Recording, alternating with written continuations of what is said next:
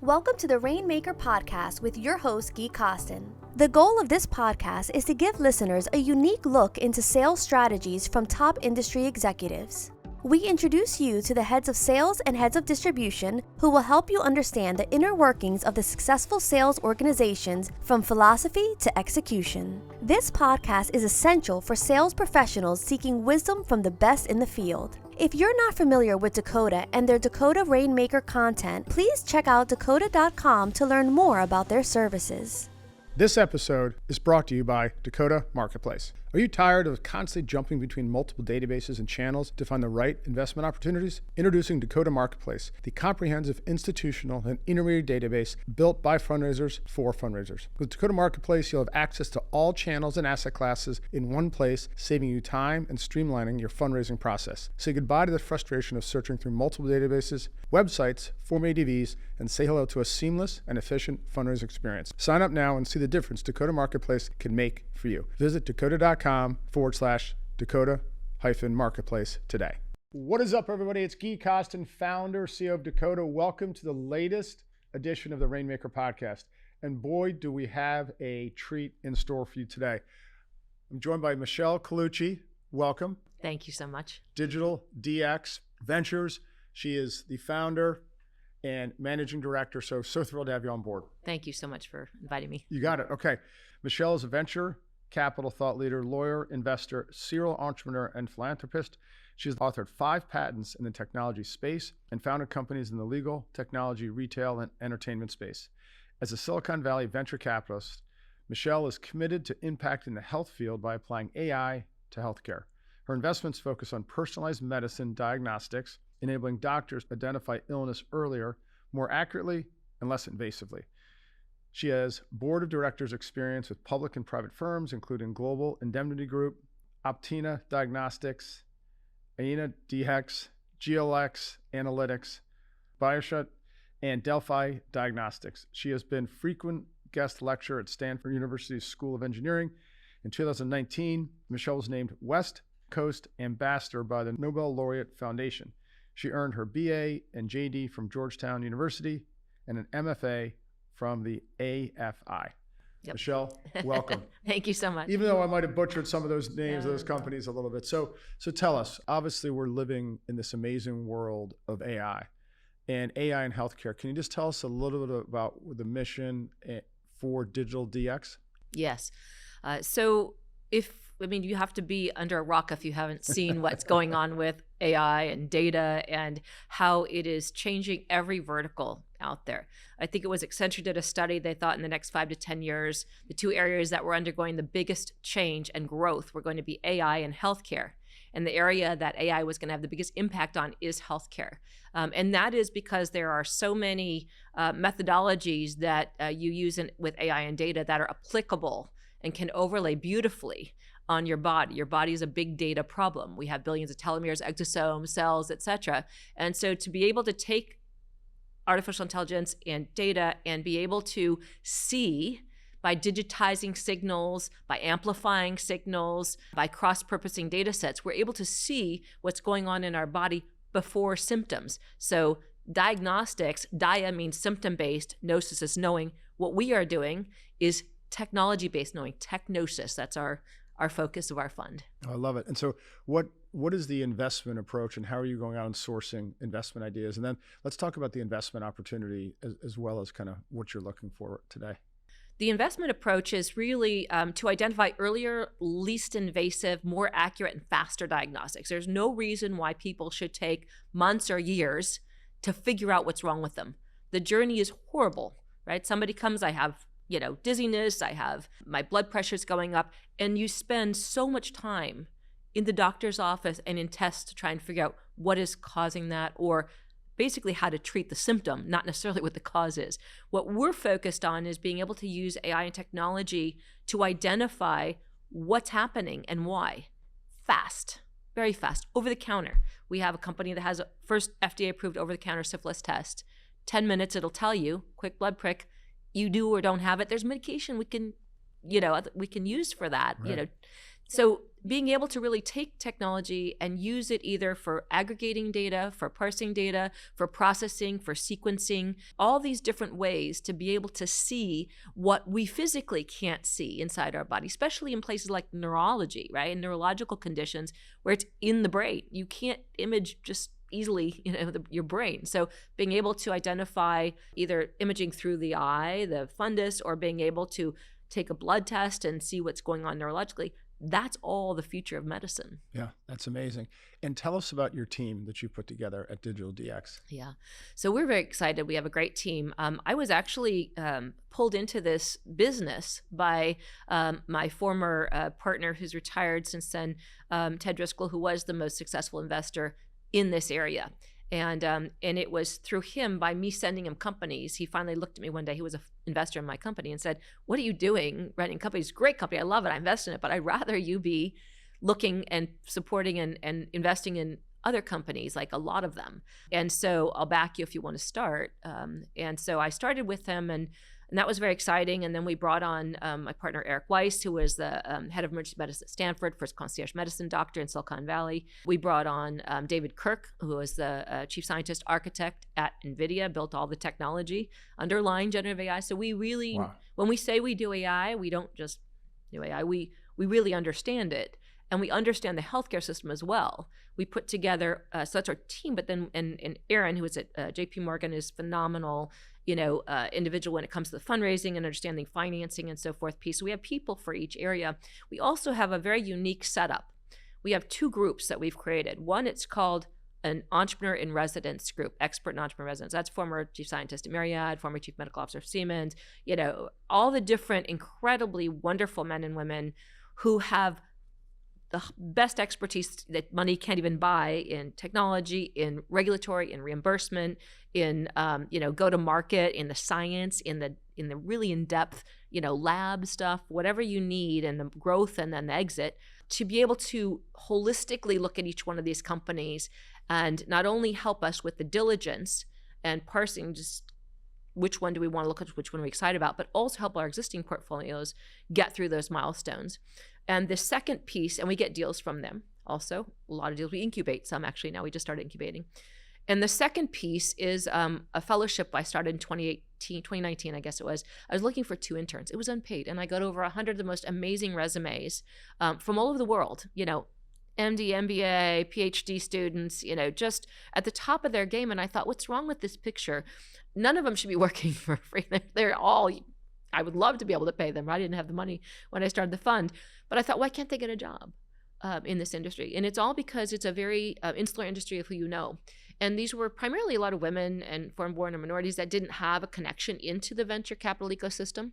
So I started a fellowship back in 2019 because I had done that. I'd been guest lecturer mentor at Stanford Engineering School for global marketing entrepreneurship for like 7 years. And so I knew how to do a program. So I started a program, and we've now graduated about 220 fellows all over the world that are now working in venture, they're working in, corporate, they're working in consulting and all these areas, send us deals now.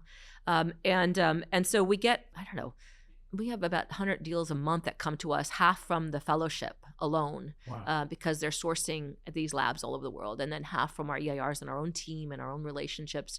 We have deep relationships all over the place, like, medical schools and Silicon Valley and overseas, all over. So we have a very robust pipeline, put it that way. What are the characteristics of the companies that you invest in? So if we're looking at it, is it people just working in a lab that's true no revenue? Is it? Yeah. So it's interesting because it's a change. It's morphed a little bit, but primarily we want to see a test that tells you something insightful in a big disease that has enough of a sample size that we think it can scale, because 90% of the papers in journals and so forth, they can't be replicated, right? There's 4 or 5 or 10. We want to see the sample size. It's 300 or it's 250 or it's 1,000, whatever the appropriate number is to validate that test. That's what we want to see. And we want to see the expansion of that done under the same terms and conditions if it's not, because anything you do brings in risk along the way. So the key is to try and de-risk the strategy as much as you can in early stage investing, which is actually a decent amount. So you start with that, do they have something Is it enough people to be a statistically significant sample that will scale? And is this a really big disease? And do we believe this team can execute? And are they coachable? It's a very important piece. Right. And do you always invest in the early stage exclusively? So the definition of early stage has changed a lot with the markets, struggling. Companies that were too late for us have come to us now, and they're appropriate for us. We like to be under 20 million if we can pre-money. Because we have a smaller fund relative. We're not billions of dollars. And so our money has to enjoy a decent multiple and not be too diluted along the way. So we've modeled this out, and our sweet spot, right, is to be in a company, own 10% of it, exit ideally. And over the lifetime, maybe you're putting in 7 million, something like that. But you're starting with 100, 250, you're on the board, you're active, you're really helping to de-risk the milestones that the company has. And then you're putting and leading sometimes next round. And we do lead. And then you're bringing other investors in. LabCorp's come in 3 times with us, other great, strategic investors. As well as funds, So really trying to, at every stage, from the science to the team, to the marketing, to the scaling, to the investors, trying to de-risk the opportunity that we have deemed to be exciting, right? Right. And it seems like you have this amazing team that then, so you had a lot of value post-investment. Can you talk to us a little bit about that? In fact, that's why a lot of people come to us. And when we talk about who are we competing with deals, actually, we're not competing that much because of the deep bench we have. Very few funds are that active. Very few funds lead. And so we found that that's a very interesting and exciting piece for founders when they come to us, because they see, wow, you have the person who wrote the regulations for AI enabled for CMS. Wow, you have this person. That person. It's helpful, right? It's hard when you're starting a company and you're a few people and you're struggling and you're trying to do 10 things and you're trying to manage your cash. You're raising money. Raising money takes so much time for a company and a fund. I mean, it's exhausting. And it completely takes time away from the things you need to do, which is why actually we use a lot of, technology enablement in our fund. We have to be able to bench above our weight, but we have to bench above our weight because as a smaller fund, we have to be able to deliver what much larger funds can deliver on a fraction of the cost. And so it's through a lot of people that are passionate about what we do, not that are just looking for, I have to have the salary and I have to this. No, these people want to see these things come to market. They've had success in their careers. What gives them hope and excitement and inspiration is helping these entrepreneurs get to where they need to go. So it's inspiration driven, right? Which also helps on the economics at the end of the day, because you're not spending a lot of money for consultants and expensive team members. We're sort of an extension of that team. Oh, so unpack that a little bit if you don't mind, because we know the deal costs at private equity are extremely expensive. And so you're saying your team of experts can really, be those consultants, that unpaid consultants, if you will, because they're on your team. That's really what we've had to do. So I came into this, right? I have a background. I have some technology background. I'm a lawyer, so legal background, deals. I have a good network. I am not a scientist. I'm not a biologist, chemist. I don't code, right? And the idea with this area is it's a very complex area, and the reason few people are successful in this is because you need to have a very thorough understanding of technology, biology, chemistry, science, medicine, right? All of these areas and more, scaling businesses, et cetera, at a level to be able to unpack where this company is going to have potential. And so what I did, honestly, was I started the fund. I didn't have resources. You put so much money into a fund as it is when you start a fund. It's expensive. Right. So I found kindred spirits, people who are very inspired to make this happen and see these companies get to market and have had success financially and otherwise, and really prize the value that we bring to society. Our system of Medicare is not going to survive, right? It's ridiculous. 2/3 of the spending is in the late stage. People should not die. You can change the chance of survival from 20% to 80% if you catch disease in the early stage. And oftentimes that's pre-symptoms, or there are no symptoms, or doctors get it wrong. If we can make it more accurate, earlier, faster, and least invasive, so there's more access to people all over the world who don't have the financial resources to have very expensive machinery equipment, then we will have reached our goal, which is to impact collectively 2 billion lives. Wow, that's amazing. And so And how many investments did you make in Fund 1? We have 9 in Fund 1. Okay. And we've got 4 in Fund 2. Oh, beautiful. So far. One question I love to ask, Okay. and I know you prepared for this. Walk me through, because you have a contagious, personality. So so positive. How would you characterize your leadership style? Because clearly you're doing some really high-end things with some super smart people. Yeah. How have you just brought them all together? So how would you characterize your leadership style? I think it's important for people to engage through passion and conviction. And so the people I've surrounded myself with have that, and I enable them to be able to do what they do best, right? Because understanding what your strengths are and what you know, what you don't know, is 90% of all of it, right? Yeah. So trying to say, where do we have a hole? Who fits that? And how are we going to create the energy? What does this person bring to the energy of the fund? What I like about what we've created is we have a very positive energy. We are there to support these companies. We're there to build them up.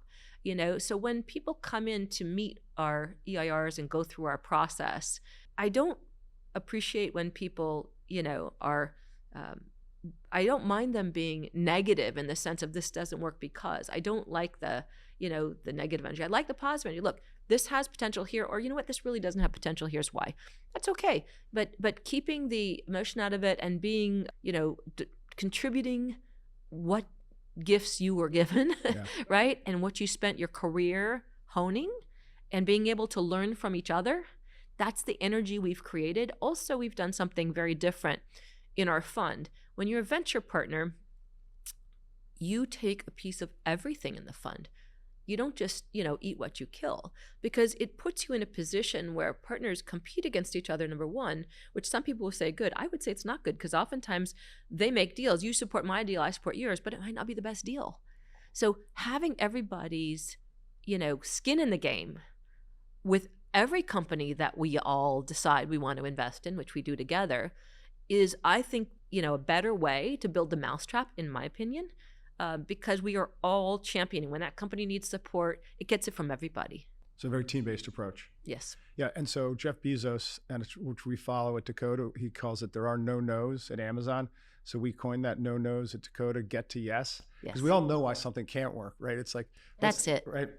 That's it. The collective energy focused on, okay, I know what the idea was, or just that might not work, but maybe we could do it this way. So it's get to yes. Yes. Such a more positive energy way to behave. Yes. And it's problem solving, right? They say that the 2 degrees that have a lot of revenue attached to them when people graduate are engineering and philosophy. And I studied philosophy and English when I was in school.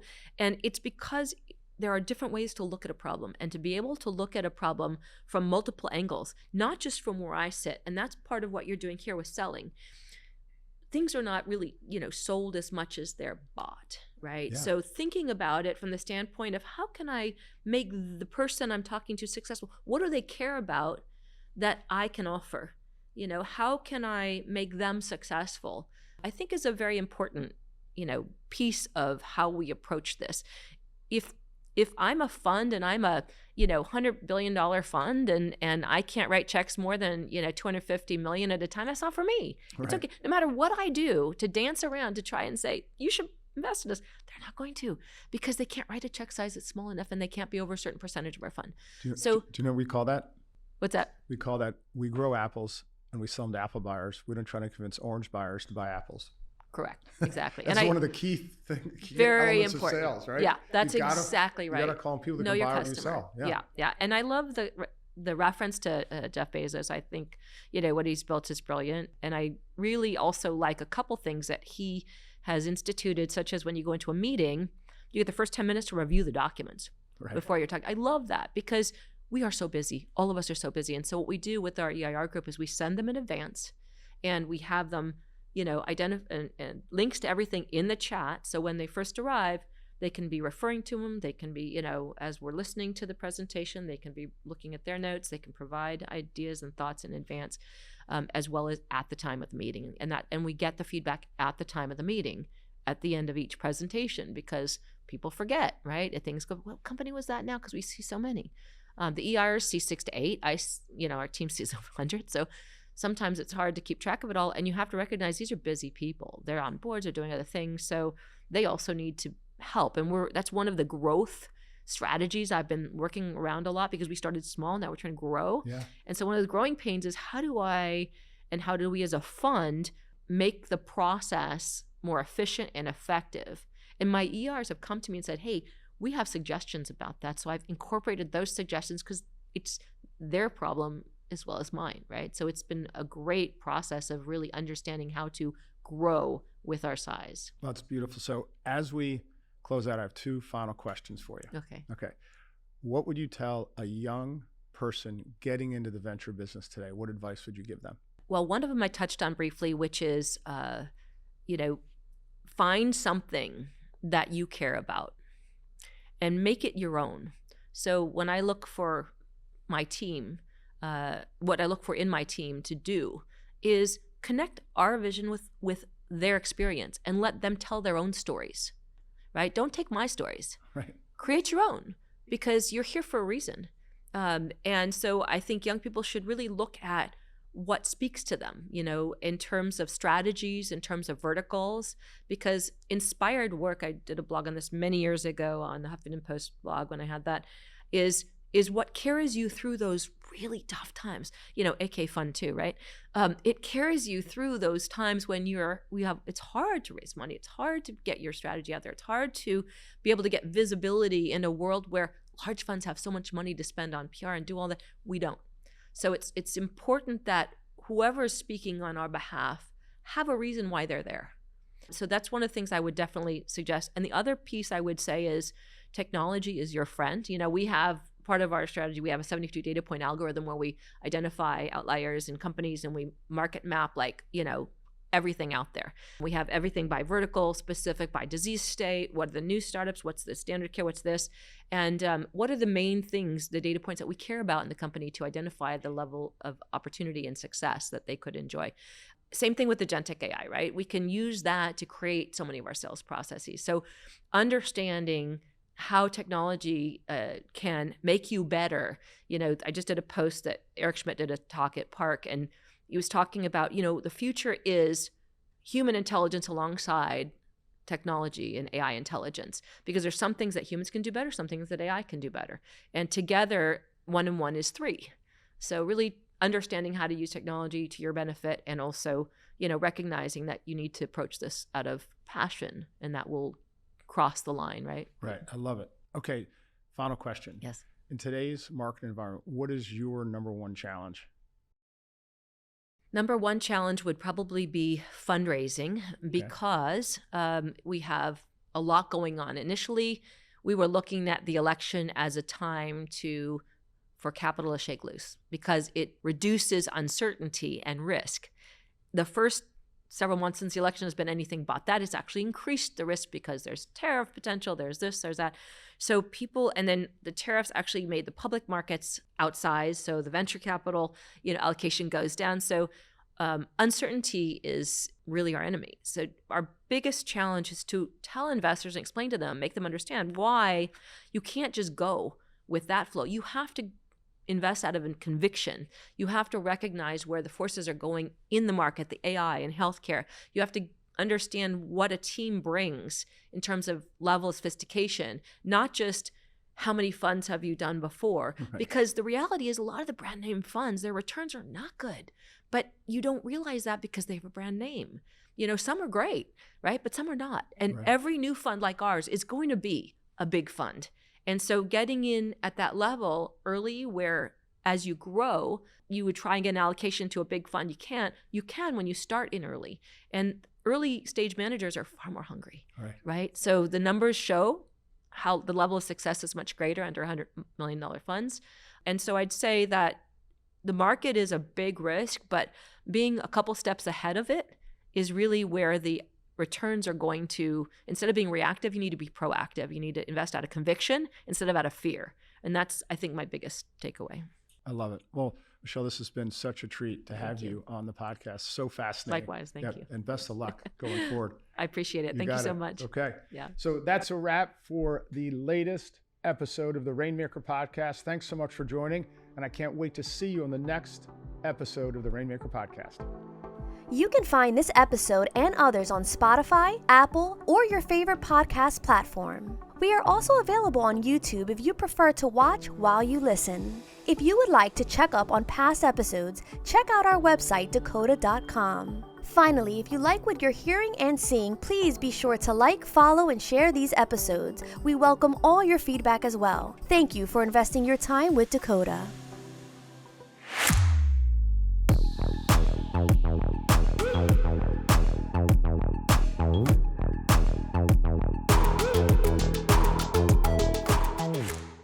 Hey, thanks so much for joining Rainmaker Podcast. Hope you enjoyed the show, enjoyed the interview. I know I loved it. And hey, if you wake up in the morning and you raise money for an investment firm, you do cold outreach, whether you're a sales leader or salesperson, and you don't know about Dakota Marketplace, we would love to show it to you. It's world-class. It's used by over 880 investment firms and over 3,600 individual salespeople. To learn more, go to dakota.com and click on a free trial.